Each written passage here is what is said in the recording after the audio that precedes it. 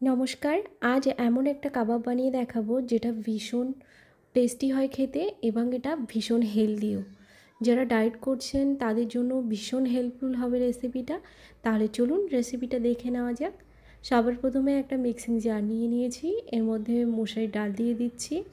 আমি ডালটাকে 4-5 ঘন্টার জন্য জলে ভিজিয়ে রেখেছিলাম, আপনারা চাইলে এটা ওভারনাইট ভিজিয়েও রাখতে পারেন। সয়াবিন জলে ভিজিয়ে রেখেছিলাম, সেটার জলটা চেপে আমরা মিক্সির মধ্যে দিয়ে দিলাম। আর এর মধ্যে 1 ইঞ্চ মতো আদা, বেশ কিছুটা রসুন আর 5টা কাঁচা লঙ্কা দিয়ে দিলাম। দিয়ে দিচ্ছি একটু হলুদ গুঁড়ো আর একটু গোলমরিচ। স্বাদ মতো লবণ দিয়ে দেব কিছুটা ধনেপাতা। ধনেপাতাটা দিলে বেশ সুন্দর একটা ফ্লেভার হবে। আর এর মধ্যে আমি 4-5 টুকরো মতো চিকেন দিচ্ছি, তবে চিকেনটা স্কিপ করলে কোনো সমস্যা নেই। এই সমস্ত উপকরণ একসঙ্গে মিক্সিং জারে দিয়ে একটা পেস্ট বানিয়ে নিয়েছি, দেখুন এরকম। এবারে এটাকে একটা বাটিতে ট্রান্সফার করছি। তারপর আমরা এটাকে একটু একটু করে নেব আর কাবাবের শেপ দেব। তোমরা যে কোনো শেপ দিতে পারো, যেমন ইচ্ছে তেমন শেপ দিতে পারো। দেখো আমি এইভাবে কাবাবের শেপ দিয়ে নিচ্ছি। একটা বানিয়ে দেখালাম, আরও কিছুটা আমি বানিয়ে দেখাচ্ছি শুধুমাত্র তোমাদের দেখে বোঝার সুবিধার্থে। এটা বানানো কোনো ব্যাপারই না। প্রথমে একটু হাত দিয়ে গোল বলের মতো বানিয়ে নিয়ে তারপর হাত দিয়ে প্রেস করলেই এটা এরকম কাবাবের শেপ হয়ে যাবে।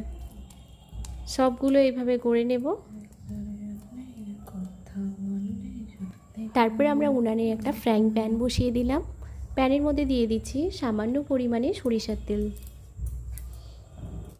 এটা তোমরা সাদা তেলেও ভাজতে পারো, কোনো সমস্যা নেই। একে একে সব কাবাবগুলোকে দিয়ে দেব।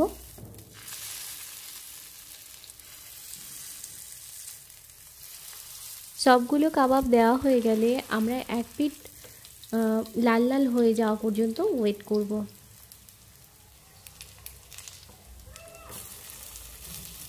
এক পিঠ হয়ে গেলে অপর পিঠ উল্টে দেব।